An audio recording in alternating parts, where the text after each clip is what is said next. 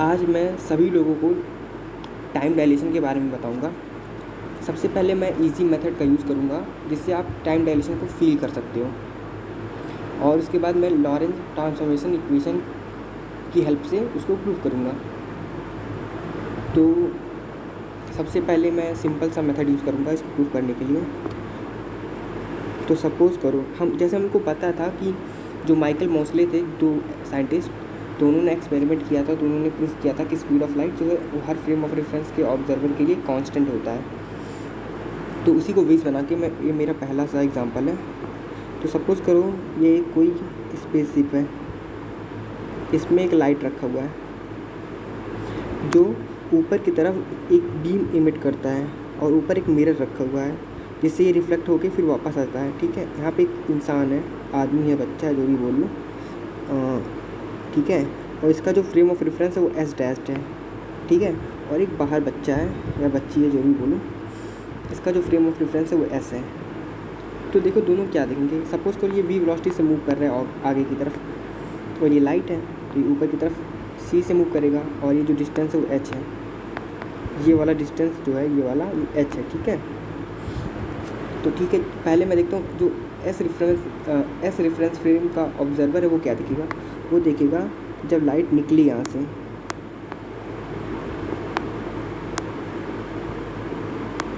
तब जो स्पेसशिप थी वो यहाँ पे थी। जब लाइट मिरर को, यहाँ पे ऊपर मिरर बना दे रहा हूँ, लाइट मिरर को हिट की तो स्पेसशिप यहाँ पे थी, यहाँ पे, ठीक है। फिर जब लाइट वापस से रिफ्लेक्ट होकर बैक हुई तो जो वो था स्पेसशिप यहाँ पे था। तो कैसे दिखेगा, पहले लाइट ऐसे ऐसे निकली, यहाँ पे गई, एस की बात कर रहा हूँ, मतलब ये बाहर वाला बंदा जो है ना, बंदा या बंदी जो भी बोलो, ये बाहर वाला है, वो देखेगा। तब वो क्या देखेगा, मैं उसको एक्सप्लेन कर रहा हूँ। और लाइट ऐसे आ गई, और ये जो छोटू सा है अंदर वाला एस डैश वाला, वो क्या देखेगा कि लाइट कुछ नहीं, यहीं पे स्पेस भी यहीं पे रुकी है, मतलब उसके हिसाब से तो स्पेस सिर्फ रेस्ट में है, ठीक है। और ये लाइट ऐसे गई सीधे और वापस आ गई। अब देखो, अगर स्पीड ऑफ लाइट कांस्टेंट है तो एक बंदे को डिस्टेंस इतना दिख रहा है, और एक बंदे को डिस्टेंस इतना ही दिख रहा है। मतलब कि एक बंदे को डिस्टेंस इतना दिख रहा है और एक बंदे को डिस्टेंस इतना ही दिख रहा है, यानी कि टाइम कुछ लोचा है सब, ठीक है। तो मैं इसको प्रूव करता हूँ। सपोज़ करो यहाँ पे टी टाइम में ये लाइट यहाँ पे पहुँचा, इसके हिसाब से, एस वाले के हिसाब से, और एस डैश के हिसाब से ये यहाँ पे पहुँचा टी सी और टी टाइम में। देखो अगर मैं टी यही वाला टी सेम लिख देता हूँ, यानी कि ये वाला लेंथ और ये वाला लेंथ सेम है, लेकिन आप क्लियरली देख पा रहे हो ये दोनों लेंथ अलग है, तो इसलिए मैं इसको टी डैश बोल रहा हूँ, यानी टाइम में कुछ गड़बड़ है। तो गड़बड़ को हम सही करेंगे, ठीक है।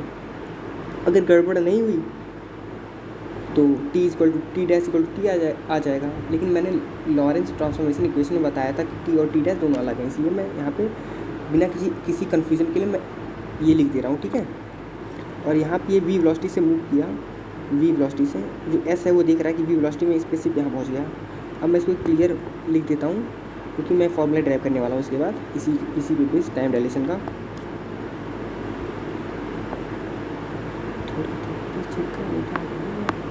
तो ठीक है, एक और ये दूसरा वाला और ये तीसरा वाला, ये क्या था, सी टी, ये है सी टी डैश्ड,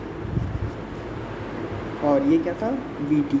अब मैं यहाँ पे पाइथागोरस थ्योरम लगाता हूँ, सिंपल सा। तो मैं लिखूँगा टी का square is equal to v square t का square plus c square t dashed का स्क्वायर, सॉरी हाँ सही है। तो मैं क्या करता हूँ, टी वाला टर्म एक तरफ ले लेता हूँ, तो मैं टी स्क्वायर कॉमन निकल के सी स्क्वायर माइनस वी स्क्वायर लिख सकता हूँ यहाँ पे, और यहाँ पे सी स्क्वायर और टी स्क्वायर। क्या करता हूँ फिर मैं यहाँ पे टी स्क्वायर को टी स्क्वायर से दोनों तरफ सी स्क्वायर से दोनों तरफ डिवाइड कर देता हूँ। तो मेरे पास क्या बचेगा, टी स्क्वायर, ये टी डैश है, ठीक है, यहाँ पे सही कर लेना, टी डैश है, ठीक है। अब फिर क्या करता हूँ, मैं इसको यहाँ पे नीचे लाता हूँ, यहाँ पे ले आता हूँ नीचे इसके। तो ठीक है, t is equal to T dash का स्क्वायर और 1 माइनस ये हो गया और फिर मैं स्क्वायर को इधर दोनों तरफ स्क्वायर रूट लेता हूँ, ठीक है, इधर भी और इधर भी। तो क्या होता है यहाँ पे t equal to T dash under root 1/c का स्क्वायर, ये आ गया टाइम डायलेशन का इक्वेशन। यहाँ पे डेल्टा टी रहेगा, ठीक है। और इसको मैं लॉरेंस ट्रांसफॉर्मेशन इक्वेशन से अगर करूँ तो वो बहुत इजी है, पर क्या होता है ना, उससे फील नहीं आता, उससे फील नहीं होता कि कैसे हुआ क्यों हुआ, और उससे करना मेन डेरिवेशन वही है।